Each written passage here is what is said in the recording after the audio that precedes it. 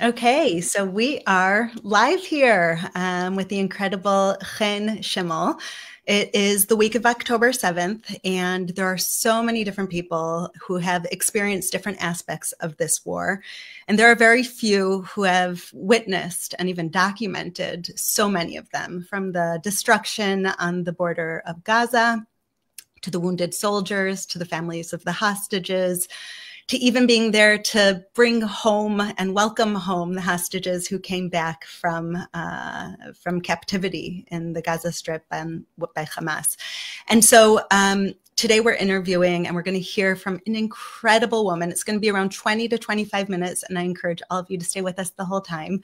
That we'll hear from Chen, who just published an incredible book, coffee table book, October 7th. By Chen Schimmel. We'll be hearing about Chen's experience from a comfortable, beautiful life in London to deciding to make Aliyah, to documenting life in Israel and all of the atrocities, together with all of the beauty and the light that shined through the cracks on these 2 years since then. So Chen, welcome. Thank you. Thank you so much.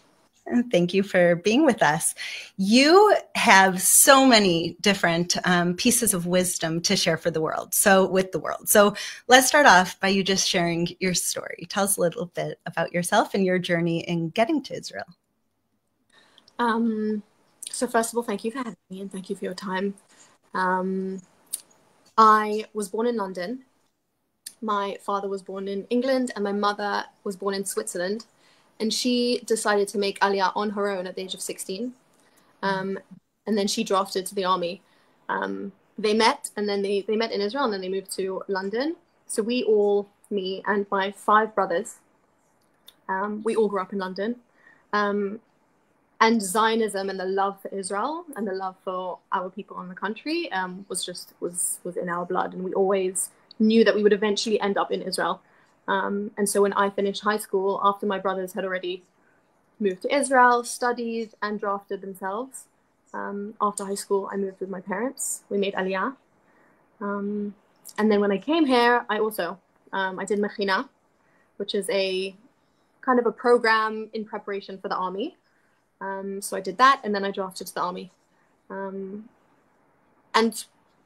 my whole life from childhood, for as long as I can remember, I was with my camera in my hand, just photographing as a hobby. Not even as a hobby, it was just a part of me. It was my form of expression, and eventually it turned from street photography and just capturing candid, fleeting moments. I felt that there was something was missing, and something of more meaning. That I wanted. And actually, when I was standing in Auschwitz at the age of 17 on a school trip, it was far more than a school trip for me. It was something personal. I'm the granddaughter of a Holocaust survivor. So when I stood there in Auschwitz, I understood the power of photography and documenting. And it's really there that I knew that I wanted to bear witness through my photography and through my form of expression, and to tell stories.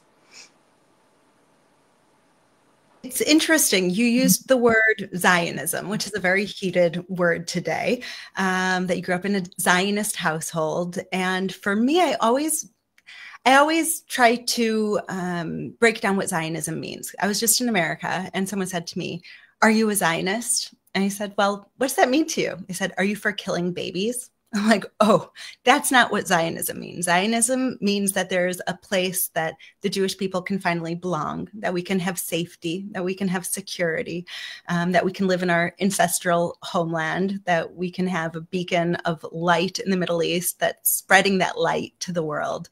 You left London to come to Israel, not just to come to Israel, but you didn't mention it here, but you joined the army. You left your life in London to be an Israeli soldier. And what you witnessed in the army is something that I'm assuming, just like that trip at 17 to Auschwitz, when you thought about your grandmother and the importance of continuity and passing this down to the next generation of what happened there. What happened when you were in the Israeli army and serving this country that made you decide that you wanted to dedicate your life and your talents to preserving a reality, a history, an experience in Israel that you're now spreading to the world? So I have to say that it didn't happen in the army. I think that it happened much earlier. It really happened from, you know, the way that I grew up, and it was truly passed down by my parents and from their parents, just the love for Israel. And my grandparents at the age of around 80 made Aliyah from London before us even. We followed them, which is just the most incredible thing to think about, that they went through the Holocaust and then they chose to live in Israel. So really it comes from there. The army, my experience in the army obviously strengthened that. You know, understanding my duty, not that it's just in my blood and a part of me, that it's really a duty and it's a service. So I would say it strengthened that within me. Incredible. And then came October 7th. I was with you on the ground at a few different times following October 7th. And the bravery and passion and silent strength that you were holding within a war zone was something that stood out to me. I've been with a lot of photographers. I've been with a lot of people on the ground. And I don't remember a time that I've seen somebody both so full of passion and interest and personally breaking inside, but also being able to keep that focus professionally of what you're doing there. And then the second memory that I have with you, Chen, is being in a hospital and visiting wounded soldiers. And we were going around and you told their story through the photographs. And we got out of the hospital, and I hope this isn't too personal to share, but you had tears going down your face. And I know. As you talk about, yeah. And you said, I have 3 brothers who are soldiers. I have 3 brothers who are right now on the border defending Israel in different situations, being targeted, and we don't know what's happening from day to day. This could be any of our family members. And it was such a powerful reminder of why Israel is unique and why we have to document what's happening here, because this isn't a situation like abroad where you have a photographer going to document even an atrocity or a war or a hard situation, but there's still, they have a few degrees of separation there. They're not emotionally invested necessarily in what's happening. And by being on the ground post October 7th with you, you have a lot personally that's very invested in what happens in Israel. When you see the destruction, you can relate to it personally. When you see the wounded soldiers, you have 3 brothers who are in Gaza and defending Israel. Tell us about going to see the destruction of October 7th for the first time, and what was going through your mind as an Israeli citizen, as an immigrant, as a photographer, and as the granddaughter of Holocaust survivors. So first of all, I have to say that, as you said, one of my first times down south to the kibbutzim, Be'eri specifically, was with you. And it was with the fellowship. And the photograph actually that is like ingrained in my memory, in my heart, is a photograph that I took on that time with you. I actually have it open here because I just have to. But it's this photograph. Yeah. And I was with you then. And this photograph, I remember it like it was yesterday, arriving in Be'eri. And the first thing that still lingers is the smell, which is something you can't photograph, and it's something that you can't pass on. But it was the smell, and it was the silence, and how everything just froze. It was as if everything froze and shattered as you were walking through the kibbutz. And in this photograph, I really found the light. Through all the darkness and through all the destruction that you see and you saw in this kibbutz, you really see the light, which is also the hope and the courage and the resilience of the Jewish people and of our nation. But as you said, the photographing But still feeling that, for me, photography is first about being a human. And it's about, you know, the lens can sometimes be a wall between me and my subject. But I really try my very best to first be human and to first make that connection and to first, you know, just witness and stand on the side, perhaps even interact with my subject and then photograph. It's something that is extremely important to me. So you said so much there, Chen, that has so much power, and a message I think is relevant to everyone. You were talking about how everything was frozen in time the first time that you went to Be'eri. And in the book, something that the book October 7th, Bearing Witness, everyone can go and order it. We're going to put a link in the comments, but you can also just easily Google it and find it everywhere. When you talk about how time stood still, I think that's what you capture here. There's children's beds that are covered in blood. There's a picture of a children's storybook that was read to them before bedtime that has blood stains on it. There's a very powerful photo here of just a hammer of an elderly that was murdered just with a hammer. There were no bullets. There was nothing in the home. And this book has gotten praises from the president of Israel to Natan Sharansky to many of the modern heroes who know how important it is to bear witness. And so you were able to capture a scene that you're keeping frozen in time as you're going through your own pain and fear and worry. I know we've been together when there's been rocket attacks where you had to get down on the ground and protect yourself. And I guess there's one really powerful photo in here that, as you were talking about, I was thinking, I just had running through my mind, and that's that you were at a funeral when rockets started falling. Mm. There's a picture of the family of the mourners together with the body of the person who was killed on October 7th, who's about to be buried, on the ground, hiding from rockets, trying to protect themselves from rockets that are falling. And all I could think about, Chen, was, and you're documenting that. You have your camera up. And there's another photo of you literally going and cleaning blood from the houses of Be'eri, of the victims, so that they can have a proper burial. And with one hand, you're cleaning the blood, and with the other hand, you're photographing. Where does that drive and motivation and awareness come from when you're in those moments of feeling the need to take out your camera instead of protecting yourself and taking photos? That's a good question. That photograph that you mentioned, the first photograph about the funeral, titled Interrupted Funeral, was actually the first soldier to be buried on Mount Herzl after October 7th. And I went and I photographed. And as I was photographing the funeral, through my lens and through my viewfinder, I actually saw my younger brother holding that coffin. And we didn't know where he was going to be during this time. You know, he was called and he had to run and he had to go. So he actually was one of the soldiers that fell onto that dug up grave. So that was something that's ingrained within me. What is my drive? My drive is to bear witness. As I said, when I stood in Auschwitz when I was 17, my grandmother actually,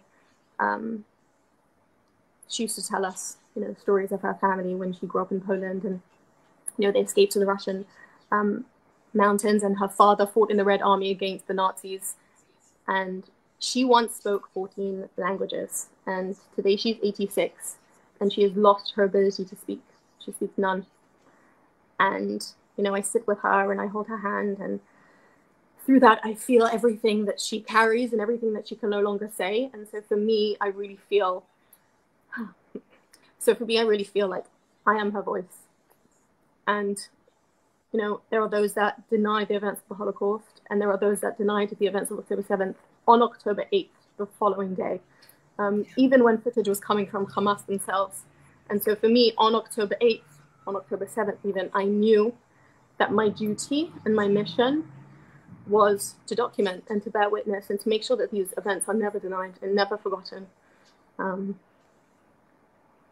so that's why in those moments of, you know, rockets falling or you know, cleaning the blood of those that were murdered,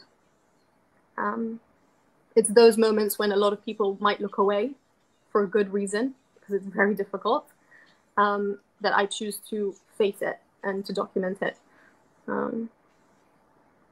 because of that, and for my grandmother. Have you shown your grandma the book?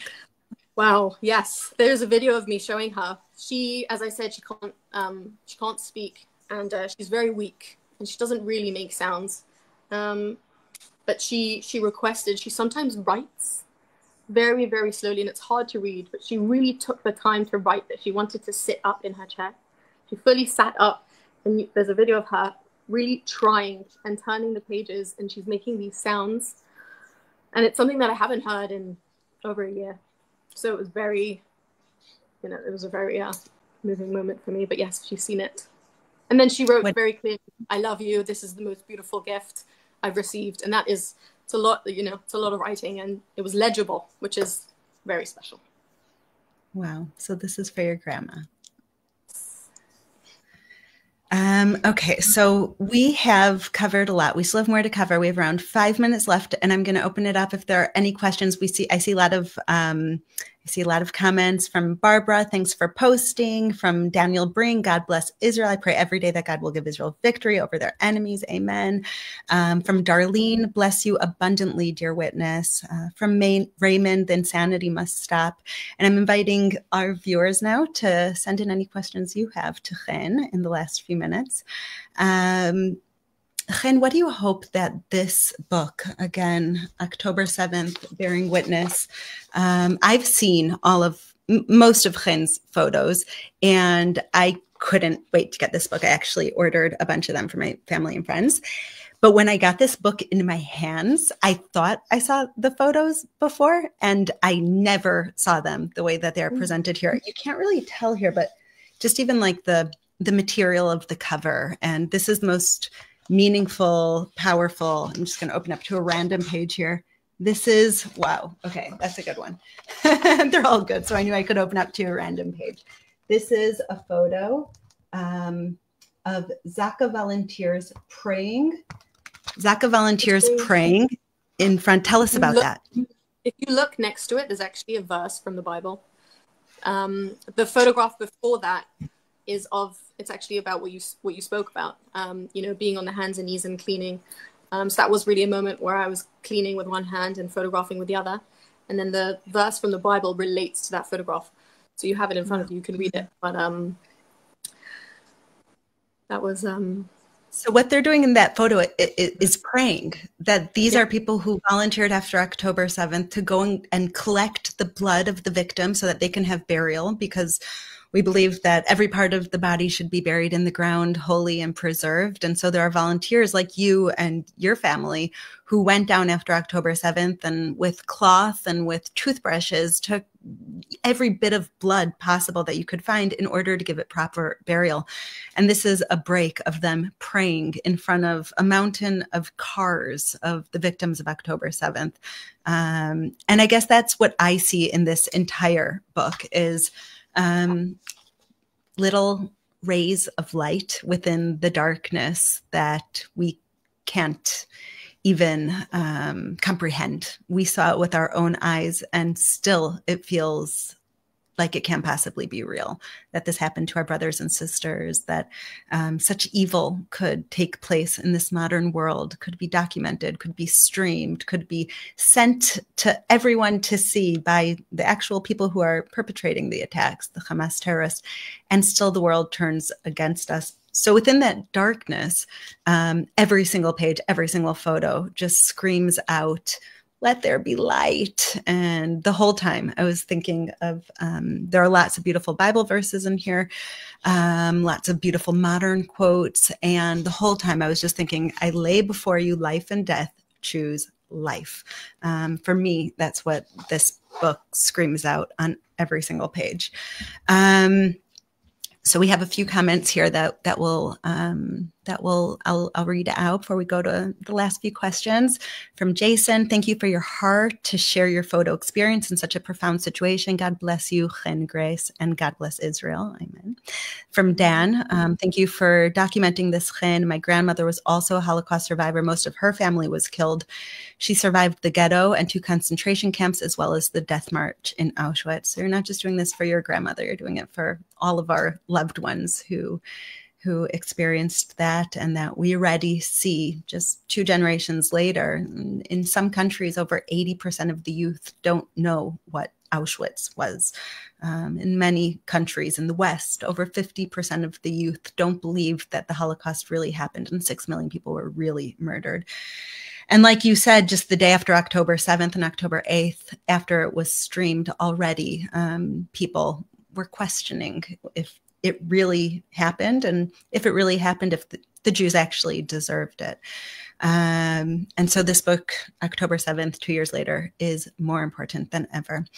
Chen, you are young, talented, a pure gift to the world. And you, with all of your humbleness and modesty and soft-spoken nature, have gone to some of the most difficult war zones. You were inside of Gaza. I know there's a photo here of a famous chair. You'll tell us about that experience. Very often I see you surrounded by a lot of men journalists in these places, and then there's you.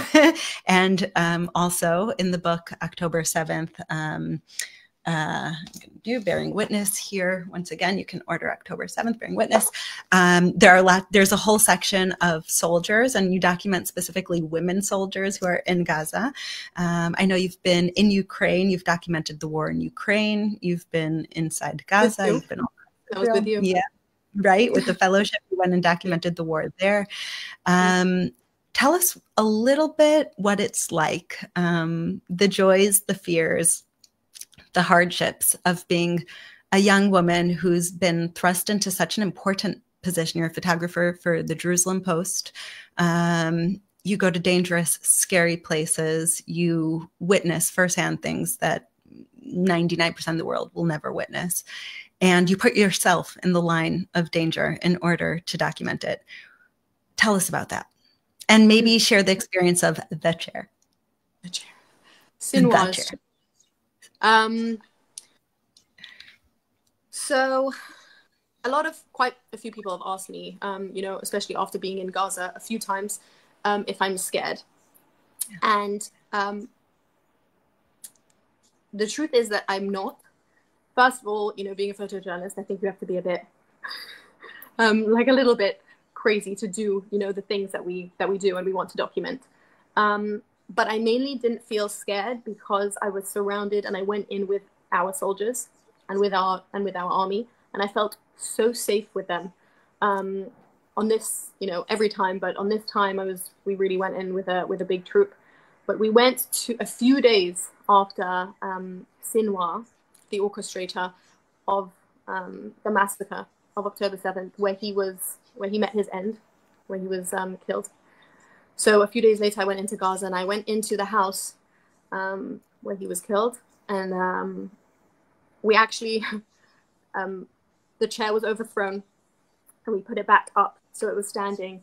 And we sat in the chair, and it wasn't out of, vengeance, and it wasn't out of revenge. It was as saying, in the sea of pain that is going on in the country, and still is, because there are hostages in Gaza still, it's saying that we are still here.